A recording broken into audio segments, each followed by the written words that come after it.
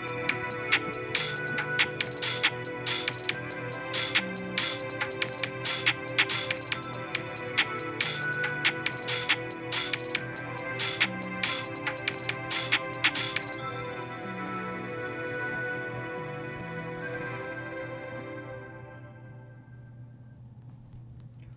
up, y'all? It's your boy Q. Another episode of Blues, Barbecue, and Bullets. This is my first real guest who actually from Memphis. So when I talk about certain things, he can be like, I know exactly what you're talking about. You like that beat, bro? I like that. Shout out to your cousin. Hey, man, I'm telling you, man, he make a nice little beat, bro. We got to shout him out. Man. Shout him out. What's his name? We got to get the... Man, that's right. Devin did this one, bro. So we tag your episode.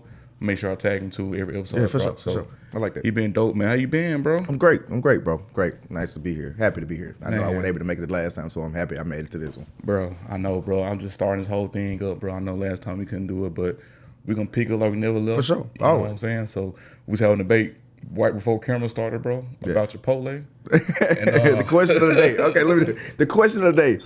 Is Chipotle healthy? I just did it on my Instagram post. It's on the poll. It's 50-50 right now. Half people say it's healthy, half people not. I personally feel like it's healthy. But at the same time, when I think about it more, it's like a very well-promoted Subway. But that's a terrible example to use, Subway, though.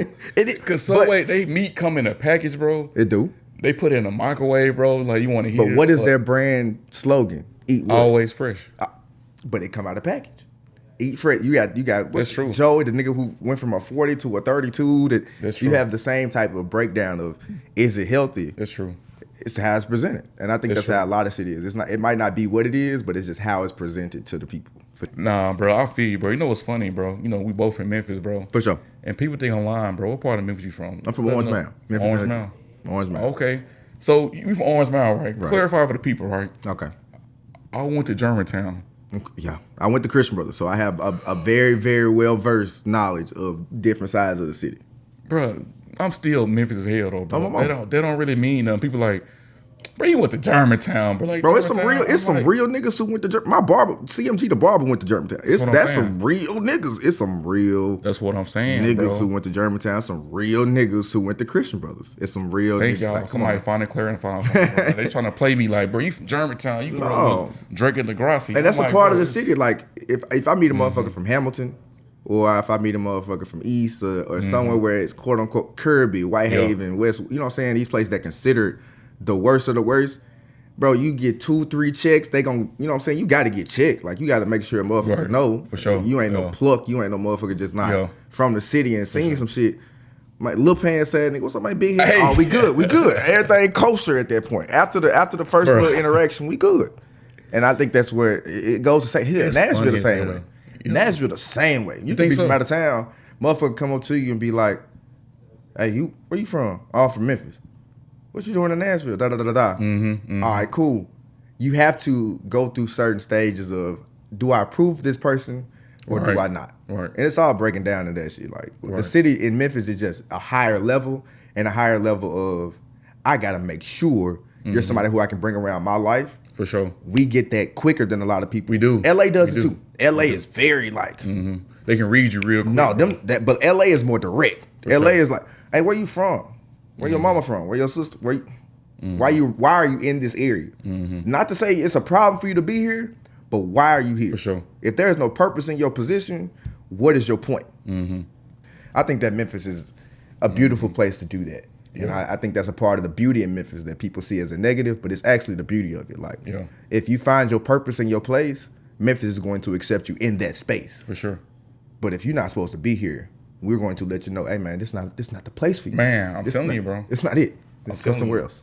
I tell people all the time too, you know, I work downtown, bro, like a white restaurant with a lot of tourists. They be like, I sound from Memphis, they either say 3 things why I name my podcast is. They be like, dude, man, I fucking love the blues. The fucking barbecue is amazing, dude. It's like off the bone, man. Like every time I eat it, we fucking love Elvis, man. We love Grayson. I'm like, okay.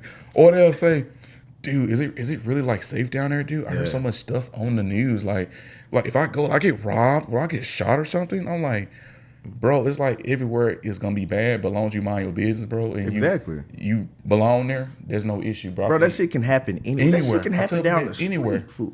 Like a lot of famous rappers and artists have been robbed in Beverly Hills. They get robbed. They do. Nigga, somebody got robbed at Green Hills. Yep. Like in the most beautiful of places that anything can happen anywhere. Just be conscious. Like there was a whatchamacallit that said what makes you feel safe? And as a black man, the only thing I could think of was finding my own. You have to find your own safety. You have to find your own level of comfort in certain areas. So now it's like how do I branch that into reality? For sure. And I think that white people never had that thought process of like, what do I have to do to feel safe? You just wake up, I'm safe, I'm good. For sure.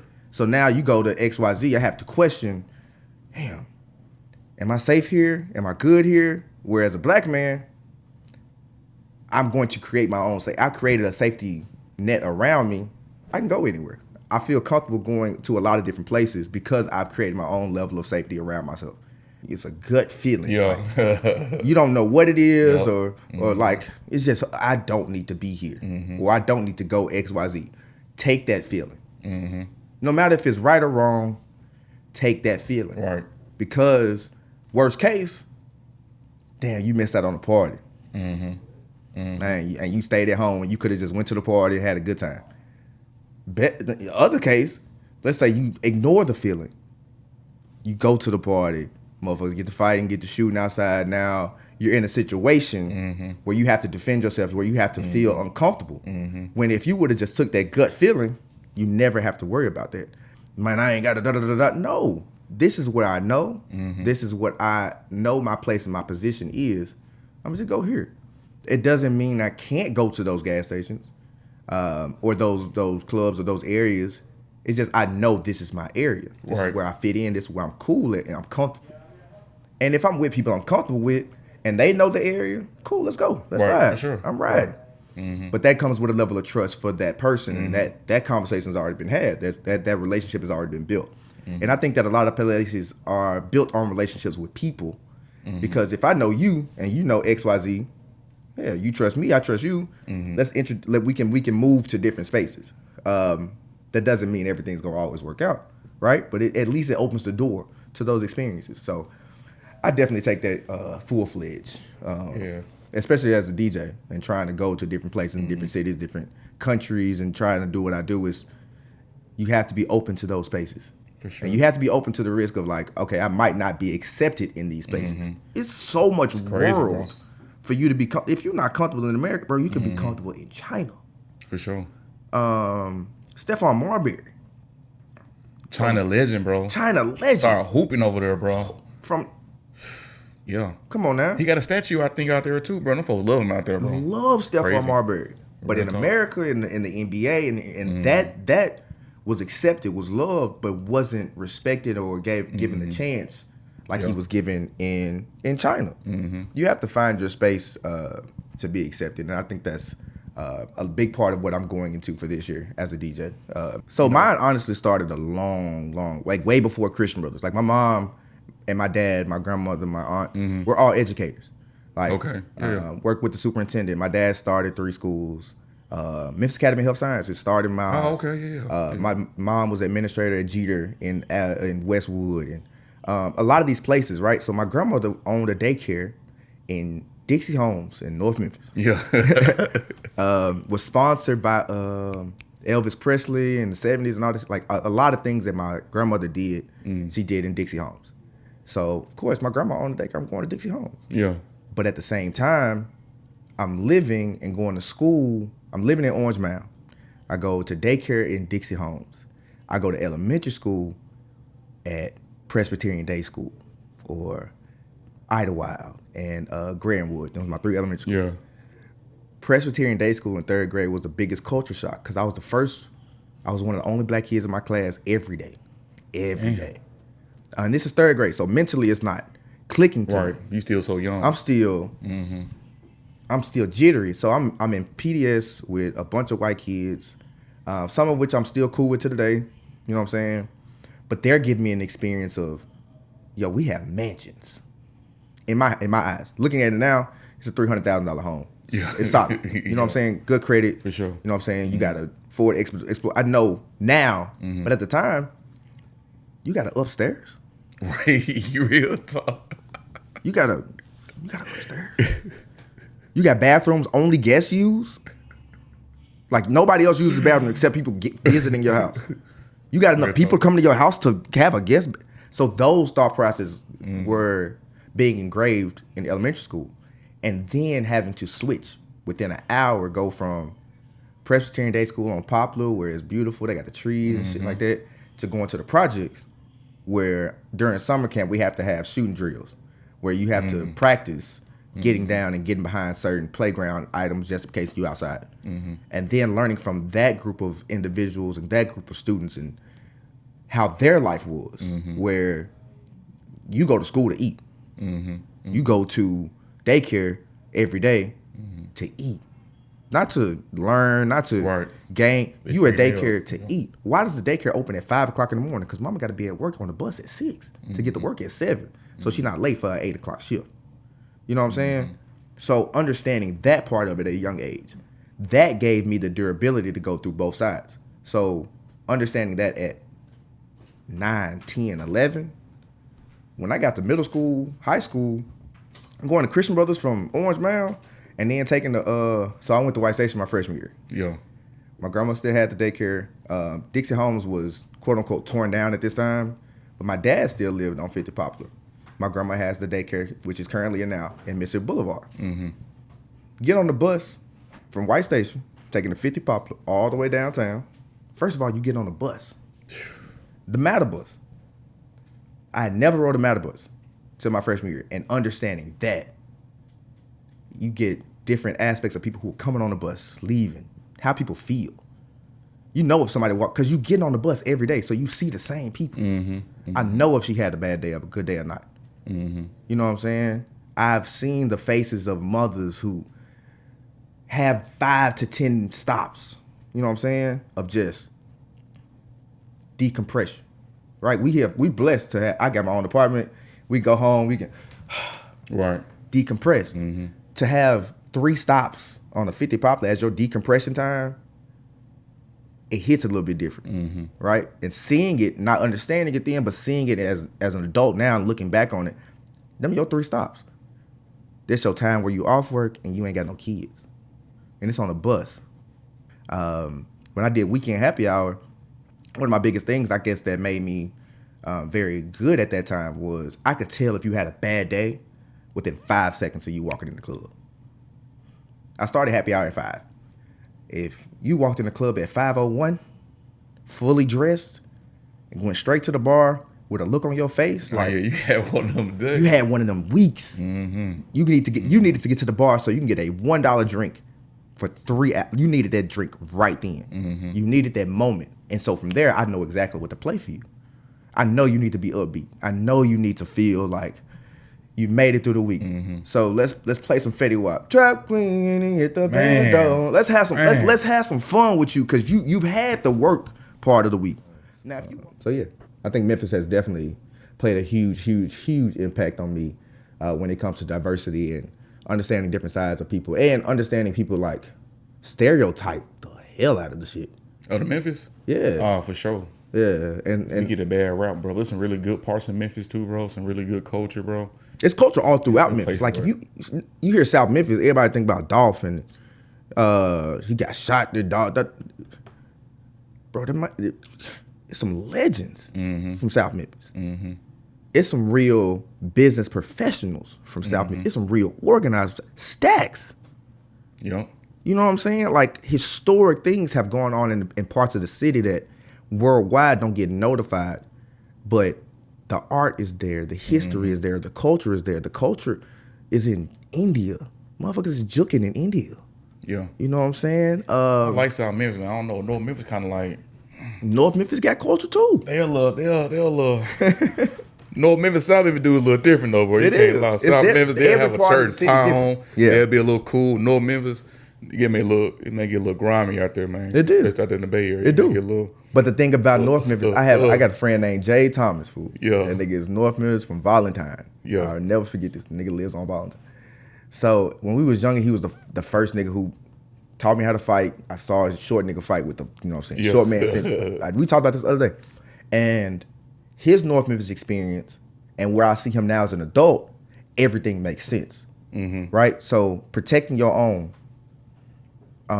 holding your ground, no matter where you are and what you like, where you are in the situation. I think North Memphis has such a, I'ma hold my ground because of how much it's overseen. Rose College is a beautiful campus. It is. Amazing school. North Memphis. That's true. North Memphis. These places that get such a bad rap have reasons. This shit ain't for no reason. North Memphis ain't no standoffish, I'm a hold my own ass place for no reason. It's for a reason. The best barbecue in Memphis, I'm going A&R. Okay. The best wings is gonna be Debo's. Okay, come on. You gonna hate me. What else, bro? What else we good in there, bro? Dixie Queen is a whole nother. You crazy. Dixie Queen is an entity by itself. Yeah. Dixie Queen is a worldwide, like, bro, it's 2:00. I'm sitting in that 15-hour line. For sure. I'm sitting in there. You gonna leave with a quarter tank and gonna leave it on E. On E, you leaving on E, but the stomach on food. Wings, hit, burgers, smack. Bag, greasy, Come on, man. Brown paper bag. Come on, that fries fresh. Payne's barbecue. Top Lamar off. Come on now. Payne's is number one. That smoked sausage with the sauce on top, legendary. The Circle B. Come on now. Yeah, I love them Circle B, bro. If you ain't never had a Circle B, bro, it's hard getting down here, bro. I'm gonna tell you where to get them down here. Piggly Wiggly 5 for $19.99. For real? Off Dickinson Road. Swear to God. Damn. 5 for $19.99 off Dickinson Road. My wings, I ain't gonna lie. I'm biased. I'm extremely biased. A lot of people will say this is not the best wings in Memphis. But Ching's has my heart, soul until the day I die. For multiple reasons. Ownership has rocked with me since I was in middle school. Like early, you know what I'm saying? Like high school. After basketball games at White Station, we would go to White Station, go to the basketball game, then go to Ching's after the game. And this is where I started to love music. JB and Trey Days, they used to freestyle in the hallway after school at White Station. And as a freshman, you always, you know what I'm saying, you try to find your way. It's people doing stuff. Yeah, for sure. Man, you just watch. You just be like, yo, this is the best. This is hip hop, right? So this is real. You grow up on Jay-Z, this is hip hop. So from there, you want to be with the cool kids. You know, them the cool kids to me. They in the band. Shit, I'm finna be in the band. You know what I'm saying? He played the drums. I'm not. White Station had a good band too, though. Come on, now. Come on, man. Real talk, bro. Come on, man. Come like Dr. Lee. You hear Come on, man. Until I got kicked out. I was sick. I was sick as hell when I got kicked out of White Station. But you said Ching's, though. Ching's is I'm number one. I was just trolling earlier with the barbecue, bro. I ain't gonna lie. A&R trash. Like, when you said I was about to say, you could say Corky's before you say A&R. Nah, I'm gonna say my favorite barbecue spot, bro. And people don't disagree with me, bro. I like Germantown Commissary, bro. That's some real Germantown shit to say. Because I went to Germantown. This is the reason why, though, bro. Okay. I'm a pulled pork sandwich guy. I like ribs, but my pop's cold at ribs. And ribs be kind of expensive about it, so I always get pulled pork.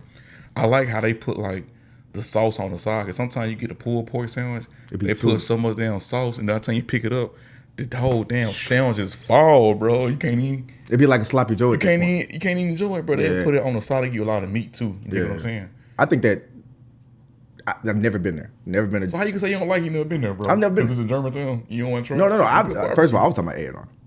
But trash. No, sir. No. It's on night one. It's just a lot of options. I'm sorry, but I think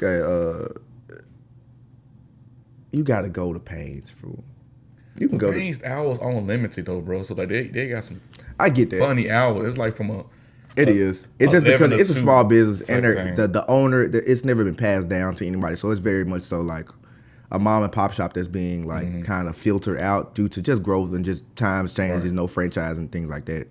But if you're talking about burgers, I'm not gonna lie, the barbecue spot that has great burgers, Tops. Tops. I'm telling you, bro. Tops burgers better than they barbecue, bro. Tops barbecue motherfucking burgers. Fire, bro. I'm telling you, bro. They got some fire burgers and always fresh too, bro. Tops. They got one on On House Cross now, bro. They put one over there where the old Steak and Shake is. My joint, bro. When I tell you we used to go to the Paradiso, watch the movie. Then we'll go to McAllister's right next to it. It'll be a bunch of get kicked out of McAllister's, go to Ben & Jerry's, get some ice cream, get kicked out of McAllister's, and then you call your post to go home. You know what's crazy? As it changed as an adult, we still do the same thing. We might not go to the movies, but we'll go to Ben & Jerry's, get some ice cream with the gang, but then we'll go to Huey's. Mm-hmm.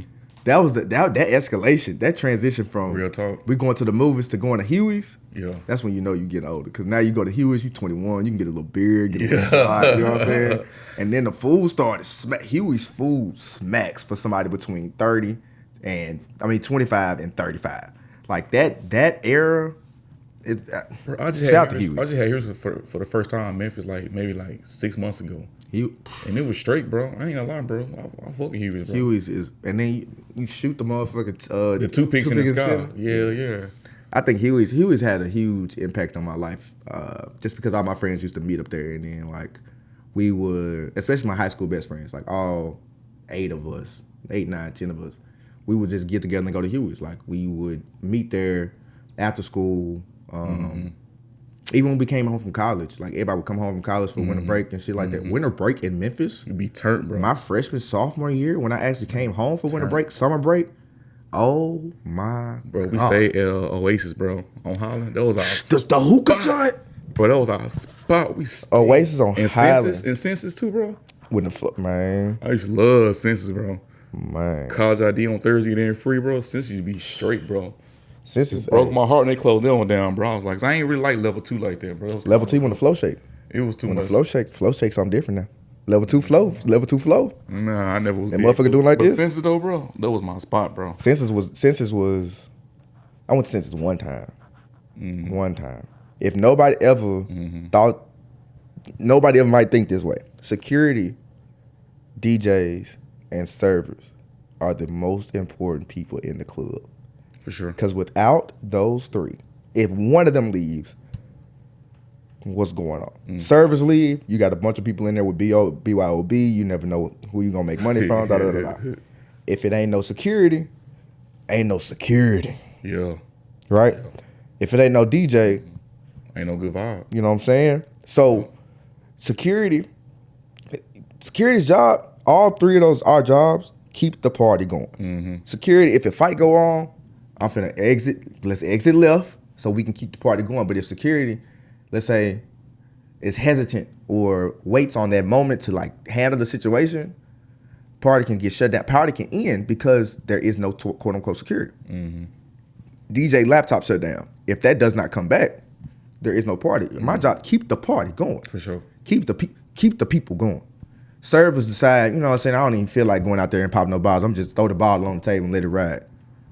Who gonna pay, you know what I'm saying? The price that we pay for bottles now for nothing. You have to keep the party going. Yeah. So I respect all security servers because I know people say I couldn't do what I do, but I couldn't do what they do. Yeah. I couldn't. It's a tough job, bro. I did it in college, this place called Claws. I did it, but it was right across from the Weekend. Where the Weekend right there, that little spot right across, it was Claws. High Class. I did that, man, for a year. That's my little side job, bro. Did security. Shit different. That job was easy peasy, you know what I mean, bro. They had no issues. You know what I'm saying? But you just gotta be there. Yeah, I gotta be there, bro. It was. But the thing is, you might have to escort somebody out because they drunk. Yeah, it was more stuff like that. But those little things, if you set the foundation for we not standing for this, right? Everything else handles itself. You set the foundation early, it handles itself. It's easy money. Yeah, the Weekend had good security too, boy. They was not playing. They say over capacity, bro. It's over. You not getting in, fool. Bro, they mean business, bro. Yeah, hey, FOMO. Shout out my nigga FOMO. For real, bro. Them niggas, but I think that same core security from Weekend, they ajar these places, and you can see it. You can see the respect that they get from people who come in. You can see the respect that they get from the patrons and the bartenders, the servers. That respect that we have for those security who really put their life on the line in reality for us to be safe and for us to have a good time. You can see that respect throughout the club, and that's why I'll always give my utmost respect to security. Who voluntarily steps in the middle of a fight? You know what I'm saying? Yeah. So that's I give my all respect for that. Well, I know you said that you went for your moment. You was behind Chill. Shout out to Chill. Shout out to Cat and my boys too. For sure. Hope to get y'all soon, man. So y'all be on her soon. So what was that moment, bro, when you decided like, I want to start DJing? Like this is what like I want to do. Is it kind of like, was it based off you in the hallway hearing it like, damn, this is hip hop and made you want to start DJing, or was it something that pivotal that happened that made you say, I'm gonna go? When I was young, my dad and my dad's roommate, who actually just passed away, rest in peace, Greg, they used to DJ in college, and so my dad had me when he was young. So I would be at their apartment in Memphis, and I would be on the couch and they would just play records. Mm-hmm. They would DJ the whole time, like at like 6. So from 6 until college, I didn't even think about DJing. I played the oboe, I played the alto saxophone, I'm in choir, I'm in bell choir, I'm doing all this stuff for the church, I'm singing in church. You sing? So yeah. So singing and all this stuff in church, and so music was always around. It was college, the semester after I crossed. Mm-hmm. I used to do like house parties and stuff, little stuff that everybody do. You get the aux, you play some stuff on your laptop. Oh yeah. College? In college? I can at least make one. Yeah. I can make one. Mm-hmm. If they charge 20, I can at least charge 5. Mm-hmm. So then I went back to Cookeville, and then once I got to Cookeville and started to understand my niche nobody else is doing this in Cookeville. Nobody else is doing this in this city for our school. In Cookeville's an hour and a half away. We can go to Knox, 2.5 hours to the east. We can go to Nashville, an hour and 20 minutes here. We can go to Murfreesboro, 45 minutes to an hour. Mm-hmm. Have a great time. We can go to WKU, have a great time. Mm-hmm. But what do we have here in Cookeville for us to say this is us? This is our shit to do. Like, we gonna party here. Mm-hmm. Team Nasty was like the OGs who kind of invited me into being with the black kind of cool guys on campus my freshman year, and they was all juniors and seniors, and just rocking. You said Tech, right? You said Tennessee Tech. So Team Nasty was rocking shit. Like they was going crazy, and they let me in. I'm a freshman. They, come on, bro, we gonna take you under our wing. And you need those people in college to be like, I'm going to help you out through this process of going and being in college. So I'm starting to DJ and do my thing. And before I really took off, they was just like, we're going to throw parties. So they was already throwing parties, but hiring out-of-town DJs. So I'm like, okay, we throwing the house parties, we doing what we do. I think I can take this to another level. Mm-hmm. Yeah. I think I can take it to another level. And I'll never forget the first party we planned was a semester I was on. I was preparing to be an alpha, right? So the semester I'm in preparation to being an alpha. If you know, you know. I know for sure. If you know, you know. In the semester I'm preparing to be an alpha, I had to separate myself from a lot of things. For sure. I had to spend a lot of time studying. I had to spend a lot of time preparing myself for induction and trying to just be a part of this fraternity. So I had to separate from the parties. But this is the first party that I planned, that I done put all the work into. I done went to the venue. This is my first party. Mm-hmm. So all of it felt so bad because I wasn't a part of it. And Team Nasty took that party and they ran with it. Like it was turned to a point where they were sending me videos like, bro, you need to be here. I know what you're going through, but you need to be here. Right. I couldn't do it because of my commitment to what I was trying to be. For sure. But afterwards, they came, all 8 of them came to my apartment, knocked on my door, walked in, and showed me. They counted the money in front of me. They showed me what the venue looked like, how it worked out. And that respect that they gave me for that moment gave me the confidence to say, I can really do this. Mm-hmm. We can really do this. And after I crossed, it was on. It was on. Like I'm talking about, it might have been, because homecoming was that weekend I crossed. Mm-hmm. So when I say from homecoming that year to the day I graduated, it was a wrap. Like I didn't focus on school as much as I should have. I literally was wholeheartedly invested in, I'm going to DJ. I know it's uncomfortable for us, but let's make a comfortable space for us to be black in this motherfucker. Because we here. It's too many of us here. Let's be comfortable enough to play what we want to play here. And going into here and having it be everywhere. You go to Limelight, you hearing it. Hell, you go on Broadway, you hearing it. It might be a little EDM bounce to it, but you hearing it. You're not hearing that there. So now it was a full transition to a point where I had to.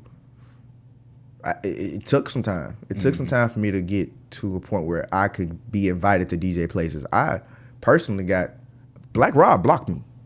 Yeah, for real. When I first moved here, Black Rob, Weekend, it was a bunch of other clubs in the city, like downtown, who blocked me because I didn't have nothing. I didn't know what to do. So I just started making DJ mixes every morning, and I would tag everybody from Black Rob to Crisis to the clubs in downtown Broadway. At this time, it was Thirsty Turtle. Man, Thirsty Turtle be. You know what I'm saying? Ooh. It's Wild. It's Live Oak now. Whatchamacallit? What else used to be around? Just any club that was in the city, I would tag them on it to a point where they was like, bro, it's been 2 weeks, fool. We not finna book you, bro.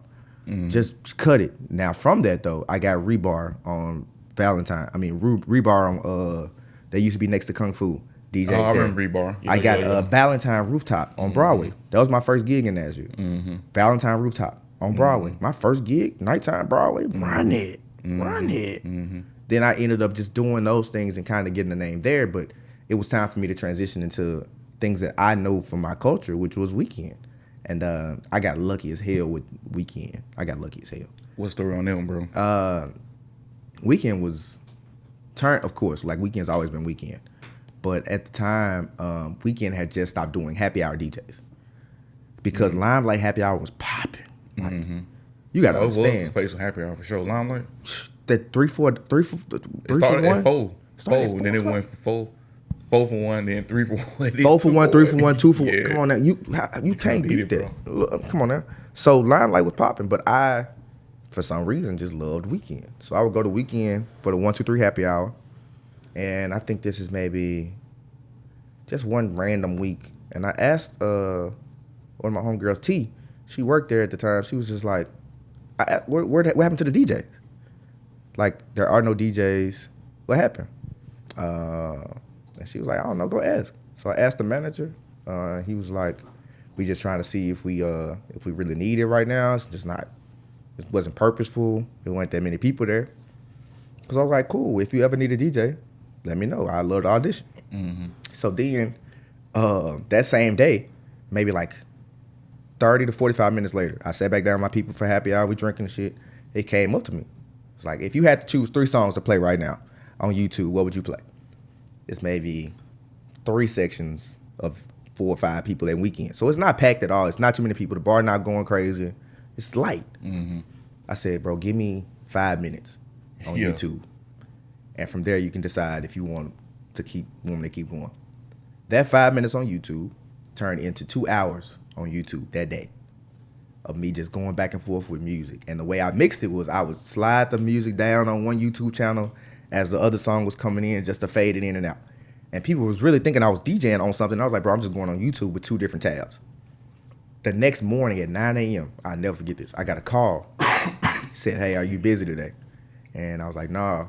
This is from the Weekend manager. He said, I want you to do, this is your audition day. I want you to do Minerva from this time to this time, and I want you to do Weekend from this time to this time. My first thought is, don't let them hold me.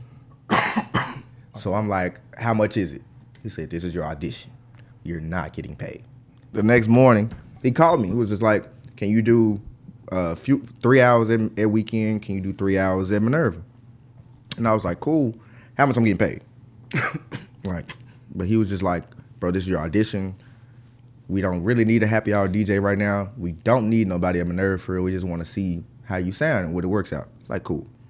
I took the risk. I prayed on it, took the risk. And that risk was the biggest reward for me because Weekend opened so many doors to the black community for me that I never would have gotten. For sure. And that's why I will have the utmost respect for Rob and the Weekend and Crisis and Joe and what they've been able to provide for me, especially with guidance and understanding like club etiquette and club life, that entertainment in general. So that's how the Weekend started, and from there went crazy, and then that's when I was like, okay, I can do this. But then what made it solidify for me, you know, Jordan had his moment in college where he He shot the shot. And he says in The Last Dance, that shot gave me the confidence to be Air Jordan. That gave me the confidence to be Michael Jordan. Thursday before I'm supposed to DJ my first happy hour, Limelight, boom announcement, we're closing. As in, no happy hour tomorrow. You might have been here last night, but we are closed as of today. What do you mean? Where else is there a happy hour to go to on Friday except weekend? So my first happy hour was the weekend that Limelight closed. The next day, everybody who had plans to go to Limelight ain't got nowhere else to go but weekend. So now it's like my first time I'm in the fire. I am in the heat of battle. It's deep in there now. It's turned. Stupid deep. You want me to play some songs out of this situation? Okay, give me 2 shots. Let's run it. Give me 2 shots. Let's run it. And that first night went crazy. I think I did the line dancing. I did the everything that I kind of saw Cash and them do at Limelight. I just took that, added a little bit of my own sauce to it with like the gospel mix, some of the songs that I had just been researching and things like that, and it just went there. And so from there, it's been like that since 2019. So now we 6 years in. Bro, time fly, bro. Well, I appreciate you, bro. We're gonna end it on this note. For sure. So you do DJ, man. What's like your go-to song, DJ song that you kind of go to? Like, you have like a certain song that like, cause you know every DJ have a certain type of sound or certain type of song they know for sure. My go-to song that you will 95% always hear me play is "Can We Talk." Can We Talk? Oh, by Teddy Campbell. Teddy Campbell. I know it's been saturated just because of the situation, but it's one of those songs you can play in the middle, and it's an 86, 84 BPM, and it goes so many different places. So "Can We Talk"? Tevin Campbell is my song for that one. Really no, like so what was crazy? That my best mix came from there. I did the everybody going ape shit, because it's Alpha. Ape shit, and then when a Nuck If You Buck on Founders Day, that was crazy. I'm keeping that. I'm keeping it on the pocket. I remember that one, bro. But yeah, that's what's up, man. I appreciate you coming through today, bro. Expanded it myself, and I look forward to your support. I hope that I have your support, and for the future of this, enjoy it. It's a MemVille joint. You'll know. That's what's up, bro. I'll be looking out for it. For sure. When you drop it, appreciate you. You know, we're gonna get it popping, man. But appreciate you once again, for man. sure, man. You know, Thank talking you. about some real Memphis. You know what I'm saying? Blues, barbecue, and from the to the beer.